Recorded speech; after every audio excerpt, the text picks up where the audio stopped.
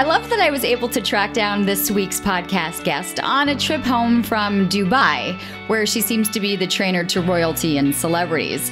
Her name is Bernadette, but everyone seems to call her B. A mother of 4, trainer, nutritional therapist, functional medicine coach, and, dare I mention, in her former life, a computer engineer. Since her move to Dubai in 2005, she's become a sought-after expert in her field, publishing hundreds of articles relating to overall wellness and fitness, nutrition, and she has been published in a ton of magazines and newspapers. She actually hosted, I love this part, a network series on prenatal fitness and nutrition. But I love this part even better, is that she's going to be a soon-to-be published author. So her book called Unjunk, How to Raise Healthy Eaters in a Processed World, is set to be released this fall. So whether you're trying to work on your digestion, or you want to get more energy, or you have an opportunity to sleep more, sleep better, reduce your mood swings, this is really going to be one of those podcasts that we're going to try and hit on all of that. So welcome to Living Your Life with Lianne Laing, the podcast brought to you by Extension Marketing. And as always, for more information, you can always head to extensionmarketing.com. Bernadette, so nice to see you. I'm so happy to be here. Okay, we were children when we last saw each other. I should mention, just by the fact that you've been in Dubai for the last 14 years or so, our lives were connected as children. Exactly. Through a sport, through gymnastics. Through gymnastics. Your mom was my coach. It's just so funny how, it's such a small world. It really is. I mentioned to my mom that you were coming, and and that was what she said. She's like, wow, the places, the people, how far the sport has reached and where people are in our lives, that she's like, what is she doing out there? And I'm like, oh, well, wait till I tell you. So, because Canadian. Yes. Born and raised. Born and raised.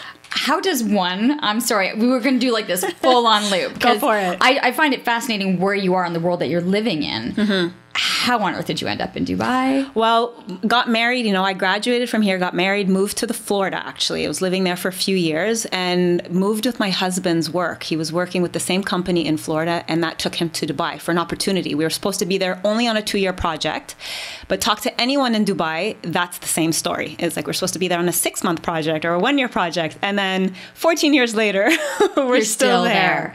Yeah. Is it a culture shock going from Dubai home? Like you're home for a while visiting family with the kids. Like, is it a very different life? Definitely. There are big differences. When I come back, I always feel like everything is so close. Like everything is walking distance, and everyone's like, I have to go somewhere that's 20 minutes away, and they say, but that's so far. And I'm thinking, that's my normal commute to go to the grocery store. Dubai is actually quite big, and you have to travel great distances to get to places. So coming back here, everything just feels so small again, and you can get to things very quickly, which is nice. And actually, a lot of people complain about it's called the Dubai syndrome, where you move there, you become an expat, and all of a sudden you gain 10, 15 pounds because you've lost that physical activity, where back home you're probably walking to the store, walking on sidewalks, walking around, where you lose that element when you move there. So that's definitely something, a striking difference between here and there. The other thing that I find that's very different, obviously, are the services. And that's really nice. I have 4 kids, and to be able to afford affordable help at home is a luxury, definitely, that makes it really possible for me to be able to work, to write a book. It just makes things a lot easier, definitely. I think it's fascinating, and it's a world, and you see it in film and on movies, but to hear people's experiences, and I've actually started to see a lot more people traveling there. Like it's become a destination travel, right? There's not, I don't know if it's the political or the religious, like there's still something about Dubai that people are drawn there for the activities and the things and the views. Yeah, well, the leadership there, they have vision, absolutely. And they've made it a touristic destination. People ask, if we go there, how long should we stay? You can't see it in only a week. There's so much to do. And it's so family friendly. Honestly, I mean, that's really the population, the biggest population of people working there are families, young families who are just starting out as well. So it's catered to that market. And so you can find a lot of family-friendly restaurants, a lot of family-friendly entertainment and venues. There's a lot to do, a lot to see and do. Definitely, you have to come visit. Okay. Well, it's made to sound incredibly tempting, and you've ended up living a great life there. It wasn't, I think, the life that you intended when you were growing up and, you know, what you were studying, because I'm looking at it. Like, you were a computer engineer. Yeah. and yet you're going to have a book published on Unjunk, and we're talking health and nutrition and wellness. Yeah. So, I mean, you were very active growing up. I mean, you know, you did competitive gymnastics and a number of other sports after you retired from gymnastics. Yes. So health, wellness, always part of your lifestyle. It's always been my passion. It's always been my mission to help others live healthier, active lifestyles. And I think I'm the perfect example of someone can always reinvent themselves, and it's never too late. I have never left school, and I always, you know, I joke about it. I say I'm the hashtag forever student. I haven't stopped studying. I haven't stopped learning. And for me, it's every time I learn more, that's more for me to be able to share with others. And that's why I've developed these platforms like my website and online social media to be able to share all this knowledge that I have, that I've accumulated over these years from the different elements, you know, from being a computer engineer. You know, I don't regret studying engineering because it really did shape the way I think. I'm very analytical in the way I think and the way I process information. And so that's helped me in many different areas of my life. So I don't regret it. But absolutely, health and fitness was my passion, and it was my mission to help others live healthier lifestyles. And it wasn't until I had my firstborn in Florida that I decided, okay, I have to go back and study and do something that I love, that is my passion. You didn't love the computer engineering? I didn't. I was miserable for 2 years. Working in high tech, taking apart computers, you know, doing programs, software, engineering, coding. It just wasn't my thing. I'm a people person. I want to be helping people. Yeah, I cannot picture you, you know, in a back room taking apart a computer and trying to figure out how to I did it for 2 years. And, you know, it's funny because throughout those 2 years, I'd be sitting in my cubicle thinking about my colleague next to me, how to get her healthy or how to get him healthy, and giving them tips. You know, I was still doing that. Even though my career was in engineering, I was still, my mindset was on helping other people get healthier. Even in university, studying computer engineering, I was teaching kickboxing classes to university students as a hobby. You know, but I really turned it into my career when I decided to go back to university, and I did my master's in exercise science and health promotion. That was the first step towards becoming a personal trainer and more in line with my passion. Did you feel it necessary to have the education to back you? I mean, there's a lot of people now, you look on Instagram, right? Everyone's an Instagram fitness coach. They're showing, you know, workouts. But yet when you have the education and the science behind it, it gives you an added value. Yeah, absolutely. And I never thought of it as I have to have this in order to be seen as credible. I just thought I needed this knowledge and I wanted to learn as much as I could. And, you know, getting it from an educational establishment is the best way to do that. And so it's just been adding layers to my level of knowledge throughout the years. And then I got to a point where I was training, you know, celebrities and training royalty, and I never ever had to market myself. That's one thing that I realized that really comes easiest to me was word of mouth, you know. Right. Okay, so let's do that. So you're in Florida, you're doing your computer engineering, you go back to school, you have your firstborn, and oops, oh my God, we're going to Dubai. And so you end up in Dubai. Because we're not talking about, you know, we're not talking about the royal family in London here. We're talking about, like, because the royals in Dubai, like, it's in the UAE, it's very different. Yeah. So you've moved to Dubai. Yeah. How on earth does one have access, or did you get?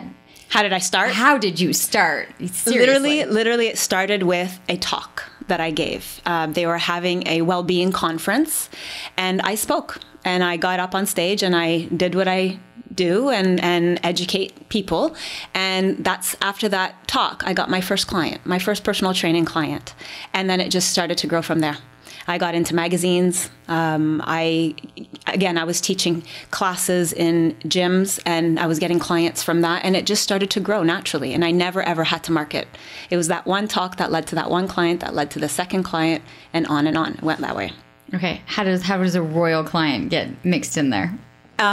It was, again, through word of mouth. They found my number, contacted me, and there was initial chemistry right away, and it just started. And so she passed my details on to her sister and then to her cousin. And so your name just gets passed on through word of mouth, really. Is there the same interest there that there is here on health, wellness? how we take care of ourselves, the information that we want? Yeah, absolutely. I mean, I think there's an even bigger problem there in terms of health and well-being, only because, like I said, it's pretty sedentary. You don't have many opportunities to train, and especially with the cultural differences. Looking at the local population, they are quite segregated in terms of access to gyms. They need to have ladies only facilities and are more comfortable in ladies only facilities. They don't have to, but they have to be properly covered, and it can become a little bit of a nuisance training in full gear. It's much more comfortable, to be training in your shorts and t-shirts. So and can they do that when it is in a female only yeah, absolutely. And so they do cater to that. There are days that are female only training sessions where you can go, you feel free, ladies only, and they can be completely comfortable in their own clothes. So they do cater to that, but it just becomes more difficult for the local population to continue to stay active once they hit that age where they have to cover. And so it does become more problematic. And so the services start coming to them instead. So personal training is really in demand, where they want people to come to them. It's much easier. And so I was actually doing, at one point, I was having families get together, and we were training the whole family together, which was a lot of fun. It's interesting. Yeah. Okay, I'm going to ask this question. I don't know if it... But aesthetically, when, a lot of times people in North America, you're working out so you feel and you look good in clothes, right? You want to look like you're in shape. When you're covered, is there still that same... Oh, yeah, they do. Because, they get together. They get together behind closed doors, right? With ladies' events or family events. And it's just when they go out in public that they would, put on the hijab and walk out in public. But behind closed doors, they're just like you and I today, and they have the same body image issues that all of us have. When you're looking at the information that you're sharing, I know you have this audience in Dubai, but a lot of it is coming back to North America, right? You're writing this book, Unjunk. It really has the focus on the processed foods and what we're doing to our kids here in North America. So it does translate both ways. So let's kind of go through some of that. And what was the idea? I know now, as a mother of four, as much as exercise came into play when you were looking at writing this book, what was the idea and why did you feel the need for it? Really, the idea came to me when I started realizing that a lot of people were asking me the same questions. Parents kept coming to me asking me, what do you feed your kids and how can I get my kids to eat healthier? It happened with a client who had a 12-year-old obese son. That was really when the light bulb moment happened for me. But I realized, I get asked this question a lot, doing what it is that I do and knowing that that I have children. They want to know, what is it that I feed my kids and how can I help them get their kids to eat healthier? Because society, again, is not helping parents raise healthy eaters, because it's everywhere, right? You have the birthday parties, you have the concession stands, after the school activities, or after the activities, you'll have the vending machines, guests come over, visitors in Dubai. It's a very transient country, so you're constantly having people come in and out, and it's polite thing to do is to bring something from the duty free. And what do they offer at the duty free but junk food? So it's a constant bombardment that parents face today. And I'm sure this happens here as well, not just in Dubai. But birthday parties, I don't know about here, but over there, it's more than just a once in a while occurrence. It can happen every weekend.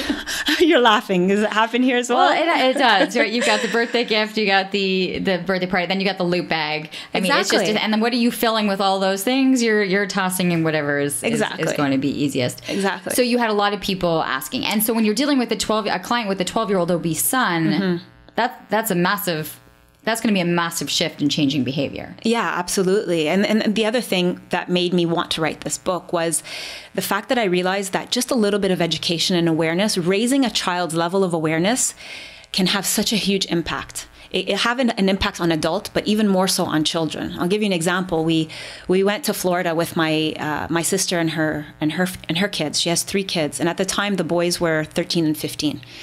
And the week that we spent together, we got a big villa. We were all living together in the same house. They got to see the difference between how they eat and how my kids eat. because we live apart, right? They don't get to see the cousins very often.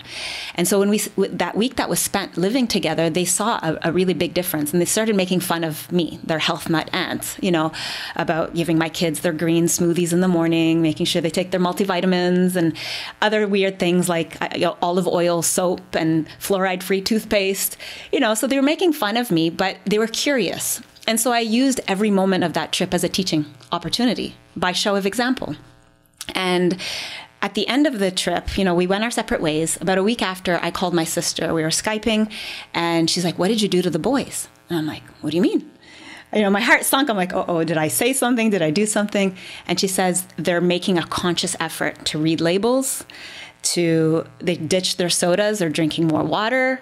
And so I made an impact on them. And that was in one short week. And that made me realize, like, wow, just a little bit of knowledge, a bit of education, telling them what GMO is and that no, organic food doesn't necessarily mean healthy. And, a little bit of tips here and there that we, spent together. Were you surprised at that age when you're talking like 14, 15 years old that they had very little understanding?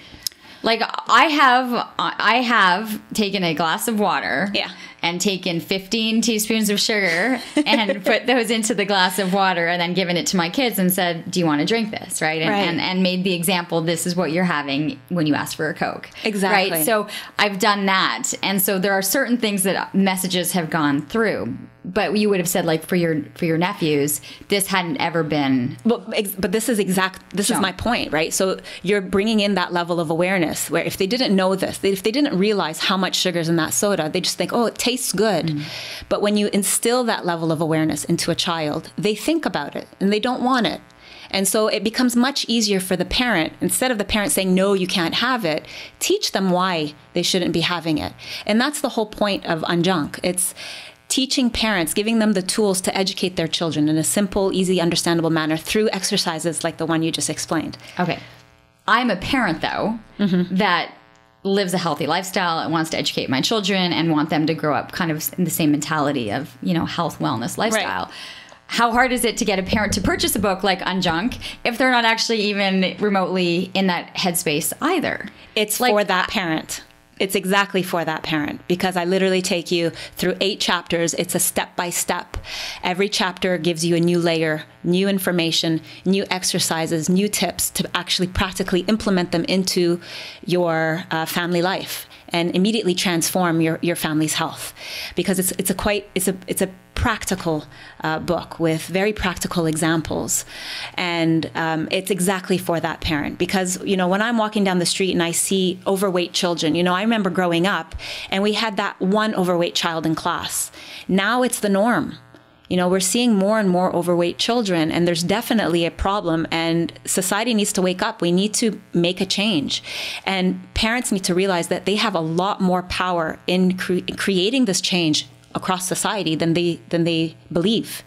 By looking at ingredients, by purchasing and bringing home the right foods. And even, that's one element of the book, but even feeding styles, I dive into that. Okay. And teach Let's parents. go into feeding styles, because I haven't talked about feeding styles on this podcast. Yeah, so it's very similar to eating styles, but they've categorized 4 feeding styles. So you can have the authoritarian style, which is the, eat what I make, or, take that last bite or else you don't get that dessert. It's very commanding, it's commanding. It's telling your child what they have to do. Then you also have the permissive feeding style. That's the parent who just gives their child free reign to choose what they want to eat, when they want to eat, where they want to eat.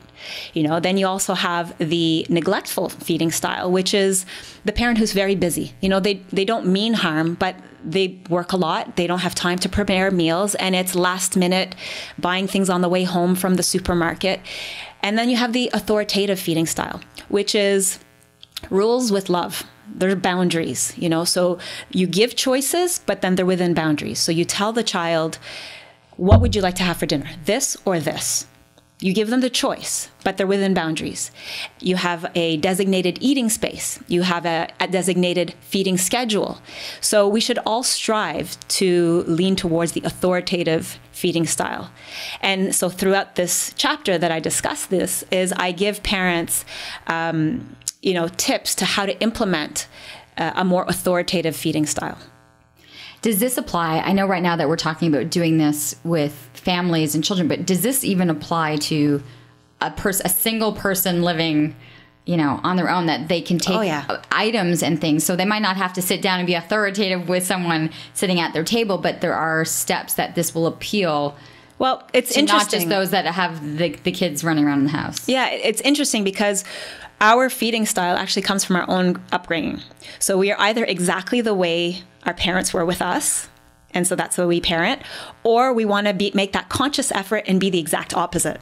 And that requires a conscious effort to change our ways. And so, you know, the feeding styles, science has shown that it can lead to certain behaviors towards food. So those who have a poor relationship with food, it can be because of their feeding style growing up. So those who had an authoritarian feeding style, or those who had a permissive feeding style, science has shown that they tend to have a poor relationship with food and a poor ability to self-regulate. So they don't know their hunger and their full signals, right? Because someone is telling them, eat until you're done, as opposed to allowing the child to self-regulate and know when they're full and stop. So this can lead to behaviors towards food that we are instilling in our children growing up. Mm-hmm. So I want parents to be prepared and kind of do a little bit of inner reflection before they jump into the rest of the chapters, to kind of self-reflect on their feeding styles with their children, and also recognize their children's eating personalities, because that also depends on each individual child, as well as their milestones in life. Because as you know, how old are your children now? They're older. They're 14 and 11. Yeah. So, you know, I mean, they go through stages. You know, when they're babies, they're super eaters. They'll try everything you give them. And then all of a sudden they hit 2-3 years old, and then they don't like anything, and they say no to everything, and they're showing their independence. So these are normal stages that children go through.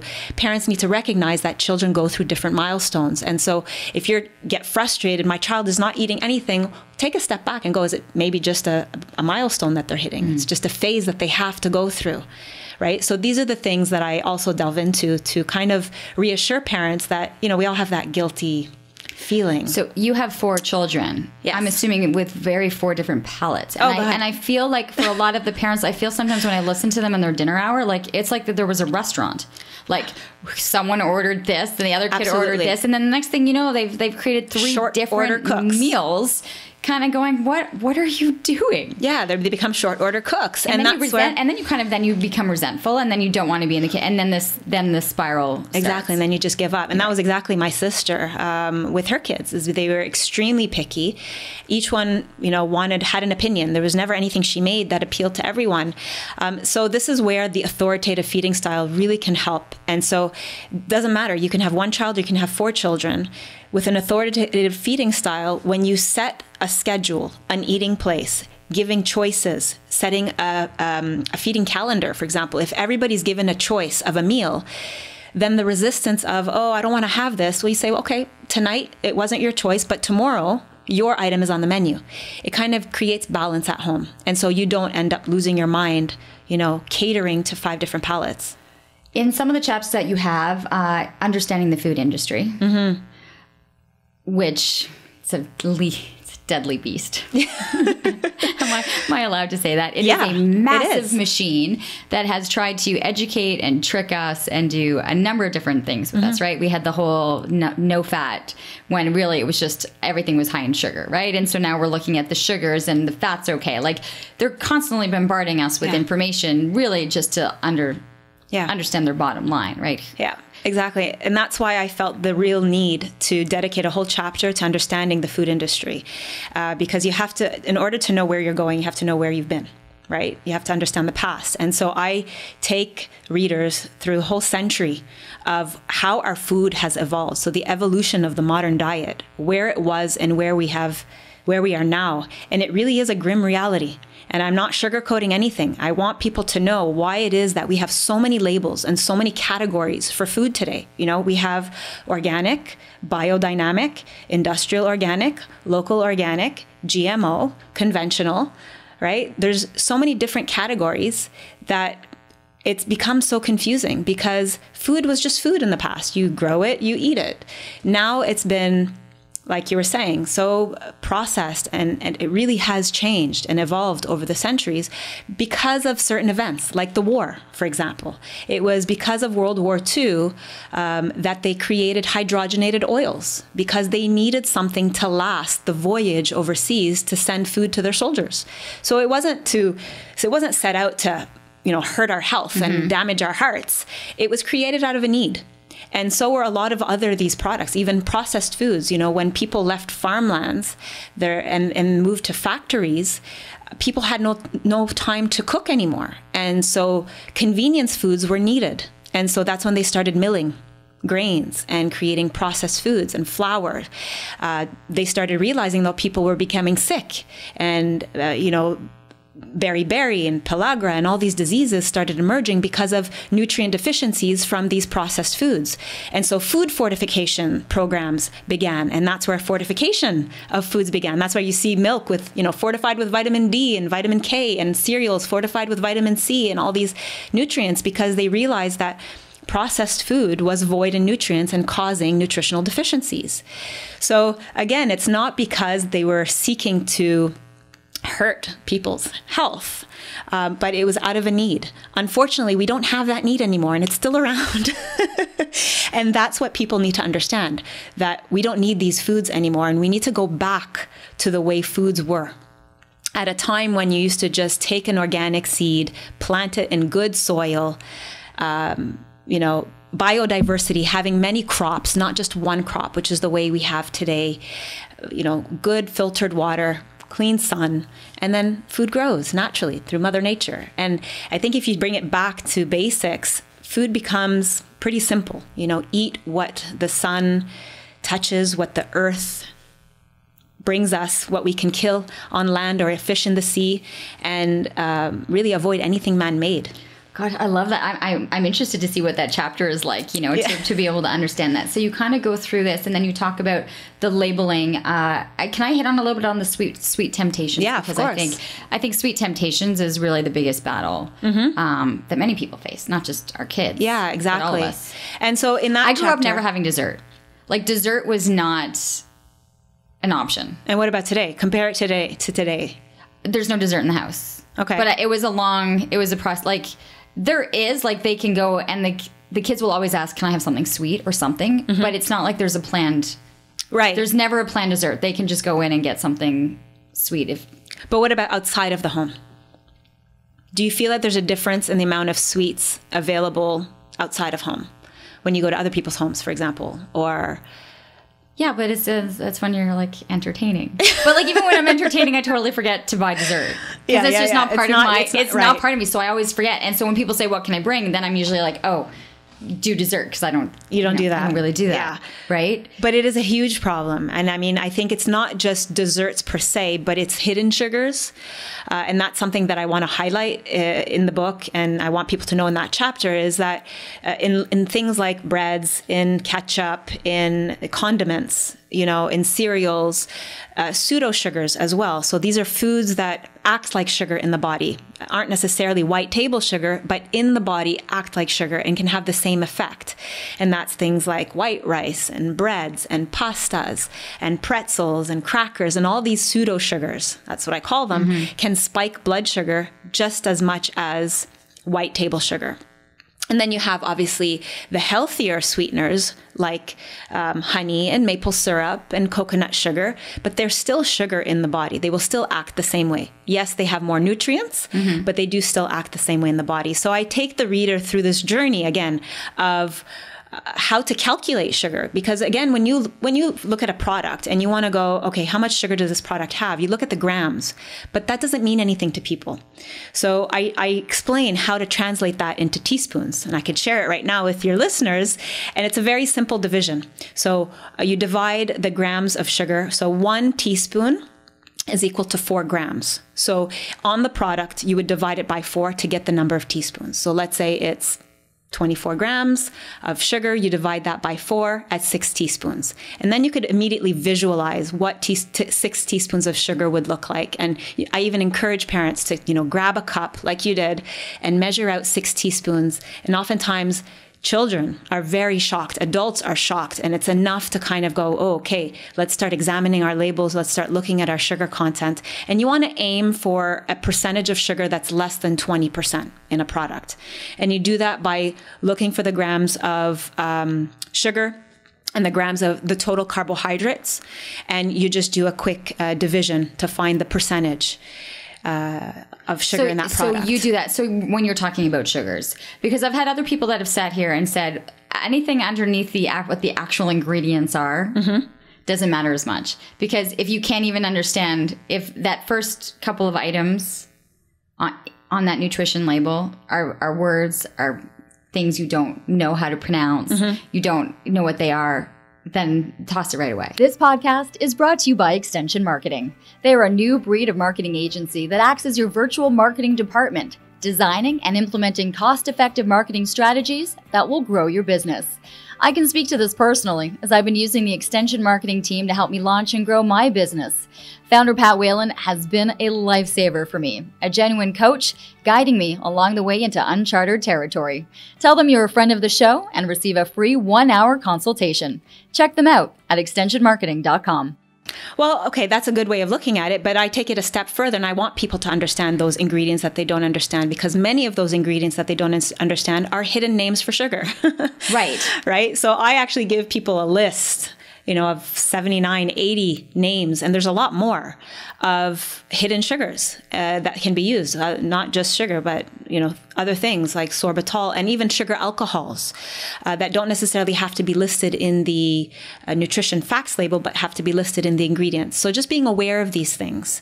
If it says that it's a sugar-free product, then you're guaranteed that it's going to have sweeteners, artificial sweeteners, or sugar alcohols in the product. And again, it's not something that you would want to be having because these can cause, digestive upset for a lot of people. Kids too? Yeah, absolutely. So sugar alcohols are not as easily absorbed through the intestinal tract into the bloodstream. And so it can cause irritation. And actually sorbitol has been shown, I think it's 30 or 50 milligrams of sorbitol can cause diarrhea. And you'll often see it in sugar-free candy, fat-free candy and sugar-free candy. They'll have a little disclaimer that say may cause intestinal discomfort. And it's tough, right? Because you think you're trying to be, as a parent, make the right decisions. And so you're looking for things that are having this. And the next thing you know, some of these products are actually having the side effects on others. Okay, so those were kind of some of the subjects in this book. I like the chapter, the dealing with resistance to change, because this is where the friction I would think occurs. Yeah. So I want parents to know that it's not going to be easy. I mean, you're going to be making changes. And I encourage parents, I go through one chapter where I'm like, these are all the things you need to avoid. And then the next chapter is, okay, let's go to the supermarket and I'm going to tell you exactly what you need to be buying. So look for this, look for that. This is the brand that I recommend. This is the store you can get it from. But then you can do all that. You could take your child to the supermarket, buy all these healthier alternatives, come home, and then your child takes one bite and goes, I don't want it, and then doesn't want it at all. And then you're stuck with, okay, well, now what do I give them? So it's normal. It's going to be part of the process. And that's why I dedicated a whole chapter to dealing with the resistance to change, because children they say it actually takes 15 exposures to a new food for a child to accept it. And what do parents do? Maybe 1, twice, 3 times max, and then we give up. Nope, our child doesn't like it. So it's important that 15 exposures. So you have to be super persistent with kids. And if your children are really not accepting healthy food, keep trying. That's honestly the best tip I can give you. You have to keep, even if they just lick it, taste it, put it on their lips, let them touch it, feel the texture. Those exposures count. And I mean, take yourself as an example. As a child, were there certain foods that you didn't like that now you love as an adult? Absolutely. Yeah. Our taste buds change. And so you can expect that to happen with your children as well. So don't think that my children only loves carbs and won't touch protein or vegetables, and so you only give them pastas and you only give them rice. Encourage, have that food that they absolutely love. Have it there as their comfort, but encourage them to taste these different foods, and always encourage one new food at a time. Don't make it this full plate with nothing that they like on it, because that's just going to cause stress at meal times. Make sure that they do have something that they do enjoy, but encourage that they taste that new food first. So as many exposures as possible. Then the other thing is you have to be the example. You know, we can't expect our children to eat Brussels sprouts if we're not eating them ourselves. And I say this a lot, but you know, I can't tell you the number of times I make a plate and I make my children the same plate, but they want to eat my plate. Somehow it looks better on mom's plate. But it's also better when you're not showing your plate and then they have something completely different on it, which often happens, right? You've got the kids' meals and you've got the adult meals. Well, and I encourage that we all eat the same. And that's going back to the authoritative feeding styles. You make one meal for the family and the whole family eats from it. And the other thing is serve family style meals. So you put the food on the table and let the children pour it for themselves. If they're old enough, obviously you help the younger ones. But for older children, let them serve themselves, you know, from the food that's on the table. But you make one meal with a few options for everybody to choose from. What was the response to the idea for the book? I mean, I know the release is coming out in the fall, just to be able to know that there was so much information and to be able to start writing it, putting in chapters. Like how long of a process was creating this? You know, this is interesting because my book was actually an online course a few years ago. So I developed this as an online course 2 years ago. And unfortunately, we had a communication ban in the UAE and I wasn't able to run the course anymore. And I had just started it and I got amazing feedback from the course. And I didn't want to just pull the plug on it. It was just sitting there for a whole year. And, you know, I was telling a friend of mine, you know, I have this course and from that course, I was giving participants a recipe collection to be able to make healthier alternatives. And I'm like, I'm just sitting there. And I said, it's like a book waiting to be written. And she looked at me and she says, you totally should turn this into a book. And I'm going to introduce you to a publisher. And that was it. You know, she made the introduction. Mm-hmm. The publisher loved the idea. And I actually originally pitched just a recipe, that recipe collection. And she says, no, I want the full lifestyle, the full program that you're giving as a book. And so that's exactly what I've done is I turned that course into a book. So it was well received as a course. So it's interesting though, but it was because it was written as a course. It's almost like as you're going through the chapters, it's like you're taking this course, right? Exactly. It's like you're checking off the checklist, making certain adjustments, studying a certain aspect. Exactly. So I can see that it would actually have. It would read well and work well as people being able to implement it as they're doing it. And it was great because I got that feedback from the participants who did do the mm-hmm. course and it changed. They did. Every single one had successful results in helping their kids eat healthier. So it was a successful course. And so I'm really excited to have turned this into mm-hmm. a book and be able to reach a much larger audience. You are reaching an audience now though, based on just your social media and even on your Instagram. And mm-hmm. so I was going through it and looking at it and realizing that you have so many, like each post, it's kind of like, here's one option, here's how you change it. Here's one way of looking at things, here's how you change it. And I hope you don't mind, but I want to talk a little bit because you do bring in toxins and things in the house. Mm-hmm. And I mean, and gosh, you mentioned it when you were talking about your nephews that you were using this fluoride toothpaste. Like, I'm coming back to that. And I know that it's something that you have done in terms of what's in your home that you have automatically swapped out for other things? Yeah, well, the first thing is cleaning products. I mean, I've just ditched. That was the first switch that I made. And why?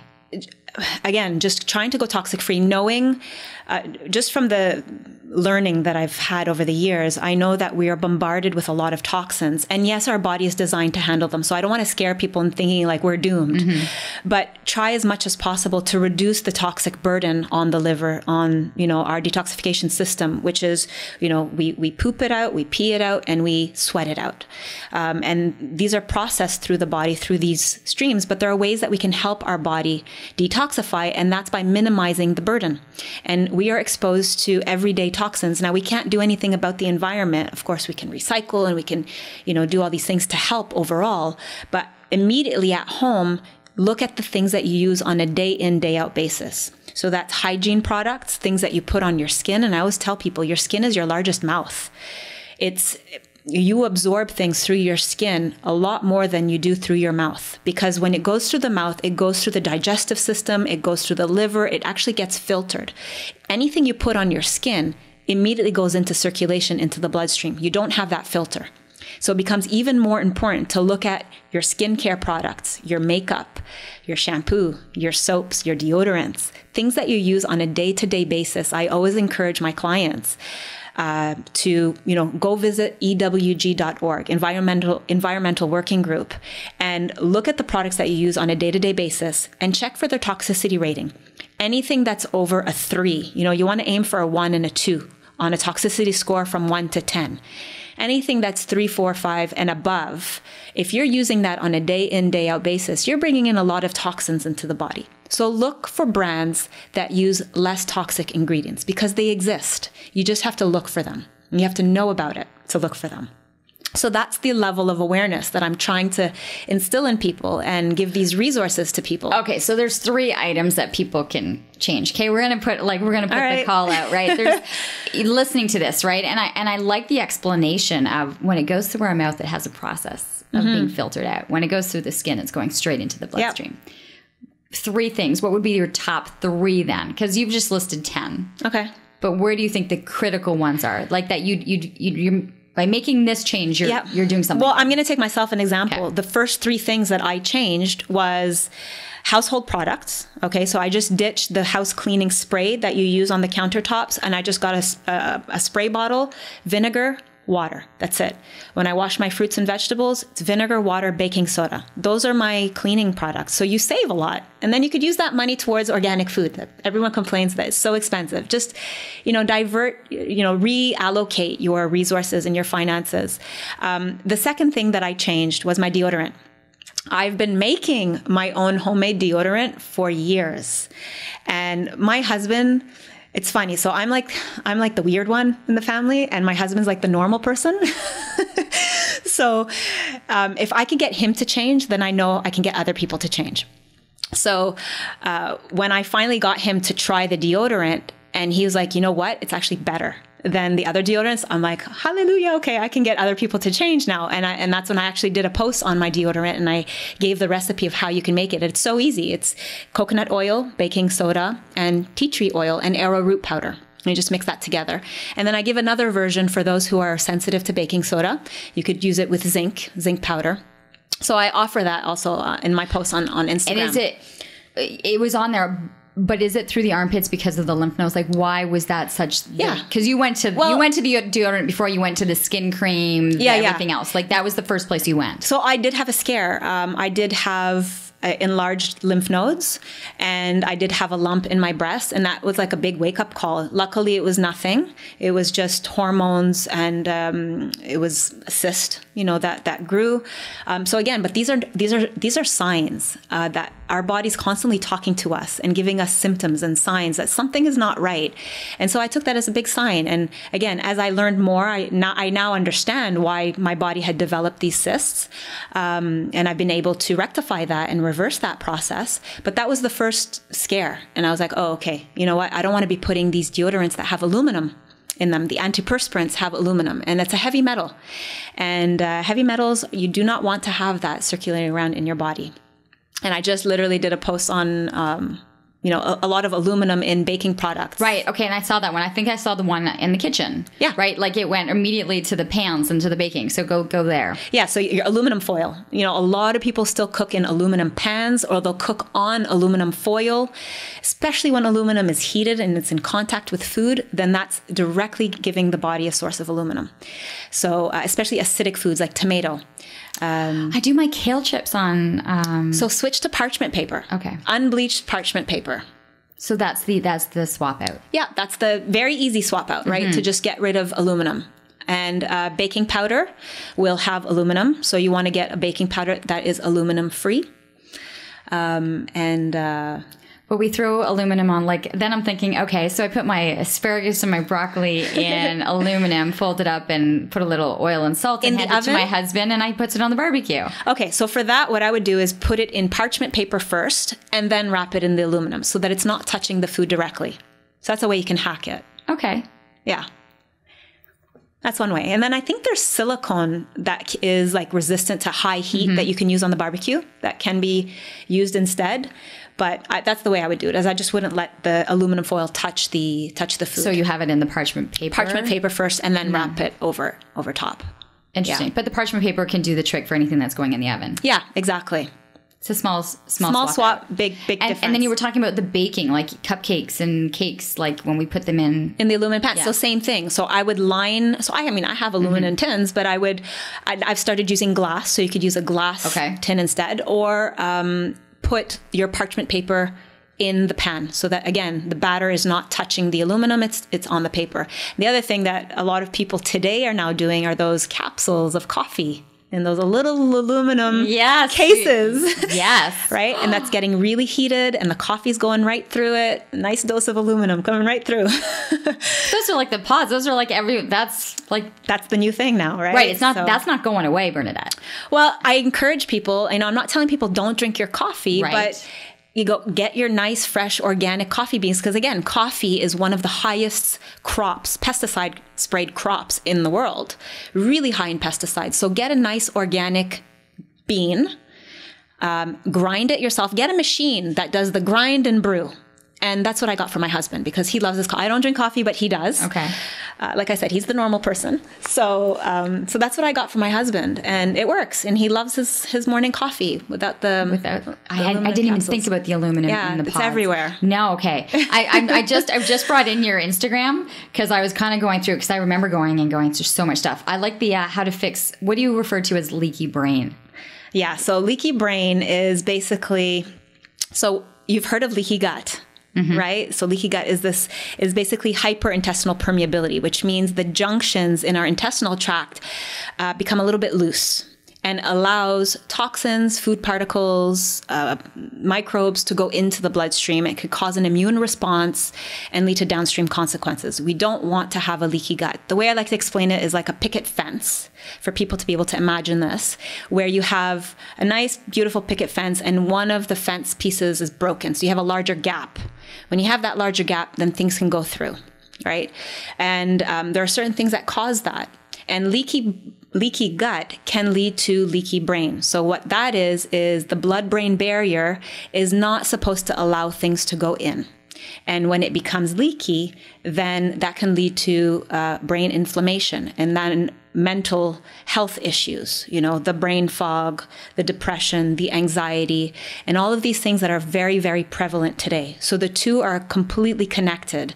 The gut and the brain are one. And so if someone is having mental health issues, I immediately go and look at the gut health first and foremost.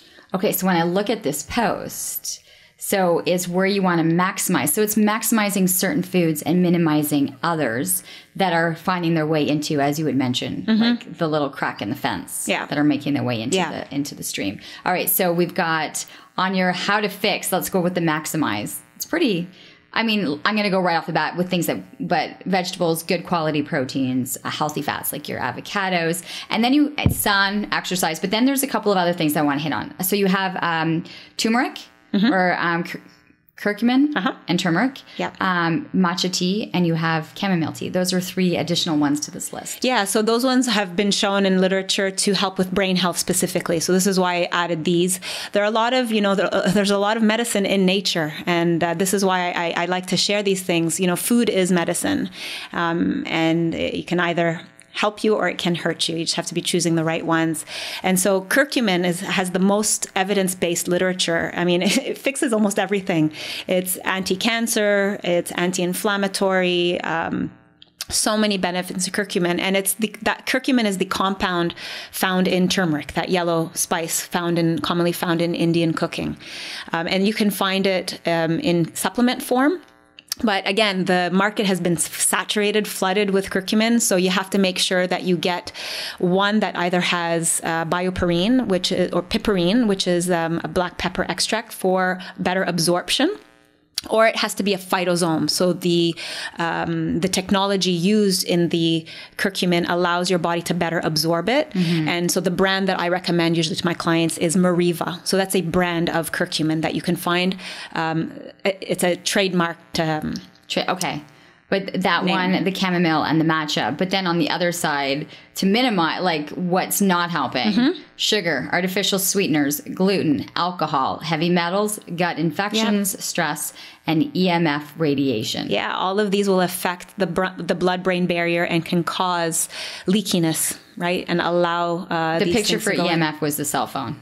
Yeah. Is Yeah, I mean, it's something we don't see and it's not talked about a lot, but it's around us everywhere. And so, especially when, we put phones directly to your head. I don't know if you've seen this picture. People can Google it, where it's an image of two brains with radiation directly to the ear, especially in a child's head. It goes like almost all the way across.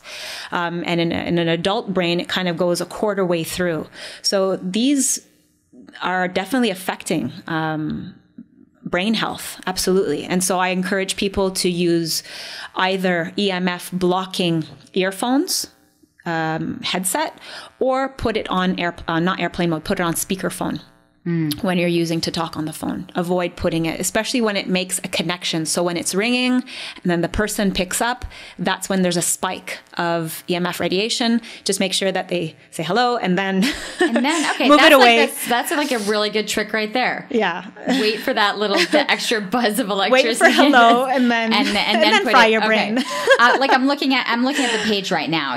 3 steps to detox mercury, safest fish guide, 4 superfoods, healthy sweet swaps, how to get the vitamin D up, estrogen mimikers. Okay, let's do that this was a big one. Oh my gosh. Okay, estrogen that mimikers. One went viral. Like you've got some great things going here. BPA, trixolin. Yeah, triclosan and phthalates. Okay. And then another one, obviously, there's only so much I can put on a little picture, but also glyphosate, which is found in pesticides, what they spray on food. So again, more reason to go organic and eat organic foods. And estrogen mimikers is exactly that, is it can actually mimic estrogen in the body. And this affects everyone, men, women, and children, and can also be the cause of a lot of early onset puberty in children that we're seeing today. We're seeing that. My goodness. Right? When kids are at least hitting puberty 2 years before exactly where it was that we when we were. Oh yeah, like exactly. Full on boobs at age 11 and 12. Like it's crazy. Yeah, it is. And it's all of these estrogen mimikers that you're finding in day-to-day things, right? Okay, so I get the aluminum, I get the plastic bottles, fast food. Cash register receipts? Yeah. If you ever notice the cash register receipt, just take your finger and kind of like rub it. You could kind of mark it. That's the BPA on the cash register receipt, and it can rub off on your hands. And again, what did we say? Skin. It's your right into. It goes right into circulation. Okay, and then we go into your deodorant, toothpaste, all the stuff. All of those have triclosan. Yeah, I don't mention brands because I don't. No, there's no brands. I'm not doing that. And then unfortunately, where we kind of like this, but our scented candles and our room fresheners, fragrances. Yes, plastic wrap. Yeah. Exactly. Nail polish. Exactly. All of these things, right, that we use on a day-to-day basis. If you're struggling with endocrine issues, if you have women, if you have bad PMS, heavy periods, irregular periods, clearly you're having imbalanced hormonal issues, bad mood swings, tender breasts, start looking at these sources of xenoestrogens that are coming in from everything, all the products that we use. I can see why that one was such a so popular post. And it's amazing because I want people, Bernadette.Abraham, to find it on your social media, but it's some great information. Like I can't hit all of these, but I'm just like, for people who want to be able to share it, and why I found this to be so interesting is that there's a ton of information that's just available for your everyday, kind of almost like quick tip, kind of a quick reminder, something else. And even to be able to question certain things, like, do you want to be gluten-free, or how to be able to do that? And, okay, I'm going to put this down because I could just keep going and going. And a lot of my content and inspiration comes from my followers. It comes from people who send me direct messages. It comes from conversations that I have with clients, with family, with friends. So it's very real life issues. And do you find you're doing much more conversations on this? Because I know you train people, right? And so we can go into the exercise, all this stuff. Although I do really believe 80% of everything is what we've all been talking about just now, and the 20% comes down to the physical to the fitness. Do you enjoy that part too still? Well, I've actually stopped doing personal training completely. Since doing functional medicine, I've stopped doing personal training, and I'm focusing more on functional medicine and nutritional therapy, only because my time allows to be able to help more people that way versus driving to a client and, doing the 1 hour session and so on. And I'm able to help people actually worldwide. I have clients all over the world now because there's so much that you can do and so much information that I can get through lab work and functional testing. So I can really help people anywhere, and it's really great. Is that the key, is to understand the blood work? So you want that from your client to say, okay, what exactly is going on in your body? Yeah, I mean, through subjective forms, health history form, food journal, nutritional assessment questionnaire, based on their symptoms, this is where functional medicine shines, is it's a puzzle piece, right? And the more information you have about the client, the clearer the picture becomes. And then from that, I can go, okay, you know what? I just need to confirm a few things. Let's get some tests done. And it depends, it might be some stool tests. It might be some blood tests. It all depends on what the client is having issues with. And what's your wish? Like, what is the outcome that you're looking for with people? Well, my mission, honestly, is very clear. I mean, it's like a mantra. I wake up in the morning, and that's what gets me out of bed, is to make a positive impact on people's health on a large scale, make a global impact. And I hope that my book, at the last chapter, it's dedicating to dealing with society, how to deal with the outside influences. And I encourage people to speak up, to demand better. And I believe if everybody did that we really can. Money is powerful, and these companies are driven by money. And if the consumer demand changes, they will be forced to change. And I would love for my book to become obsolete. That's ultimately my goal. I don't want to have to educate people about having to know about all of this stuff. Food should just be food. You should be able to just go pick up whatever it is that you please and know that it's healthy for you, and not have to worry about all of these artificial ingredients and additives that are allowed right now, that the food industry has free reign over. So that's my ultimate wish, is I want my book to go obsolete. Do you see yourself moving back from Dubai? Like, do you see yourself coming back here? No plans yet. Like for your for my kids, children, when they come back here, do they go, Mom, Dad, It's a good reality check for them because we do live in a bubble in Dubai. Everything is pretty, because of the services there, everything comes handed to them on a silver platter. So coming here and them having to make their beds and having to pick up after themselves is a nice reality check. So I like to keep them grounded, and they will probably come back here or the US to study. So and I joke, I tell them I'll probably go back to university with you, because I'm not done studying. I'm still learning. I'm aiming to do a PhD still. And, so I joke with my kids that I'll be going to university with them when they come back here. Well, it's interesting though, because there is that need. And I've had people sitting in this chair that you're sitting in saying, like, if you're not constantly educating yourself and learning, then you're becoming obsolete. Yeah. Because things change so drastically. Exactly. The information, the processing, how things are happening, the science, people are figuring things out, and you have to keep up. Yeah, definitely. And I do definitely dedicate time every day to learn something. I read a lot and I study a lot, and that is something that it's part of my practice every day. Well, I've learned a lot today. I'm trying to I'm off to buy parchment paper. Like, I'm trying to think right now, what are the basic things that I'm going to do? That's going to be a hard one. It's a big gift for last Mother's Day was this beautiful Nespresso machine, right? So I'm just like, okay, well, there are things that really though, made me think. And because, there's that understanding of really what's happening on our skin, the difference between what's going in our mouths. And it's funny because you mentioned this, because I just became a brand activist with Temple Sportswear, which is all about toxin-free clothing. Oh, nice. When you sweat and when you're doing everything, right? So I've opened myself up. I'm thinking broader than I think I ever did before. So it's really quite interesting. People can find you where? Because I mentioned the Instagram, great information, but there's also a ton on. And make sure when you go to your website, because you're going to see 1,000 magazine covers. Every single, it's amazing. The coverage and the exposure that you've had there.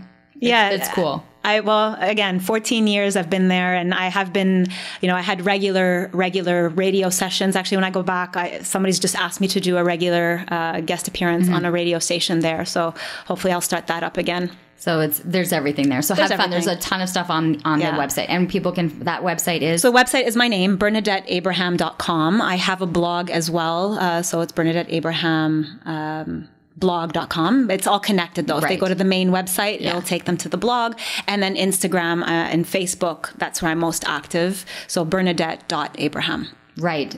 So active on Instagram. Some really great material that's waiting for you there. It's so nice to see you. Thank you so much for having me. And to be honest with you, you look the same. So do you. You look exactly the same. Although I think when I was there, I think I had short hair. Because I had short hair all the way up at longest a few more wrinkles. Yeah, a little bit, but we're doing okay. I just want to say thanks so much, Bernadette. Safe travels back to you, but enjoy the time that you have with your family. And thank you so much for listening to another episode of Living Your Life with Leanne Laing. Keep in mind, please share, like, subscribe, let people know that you're listening. You can find the podcast pretty much everywhere at this point, and also just been added to iHeart. So anyone asks me, just type the podcast in. It'll pop up wherever you're listening, and really do appreciate the support. All right, everyone, have a great day.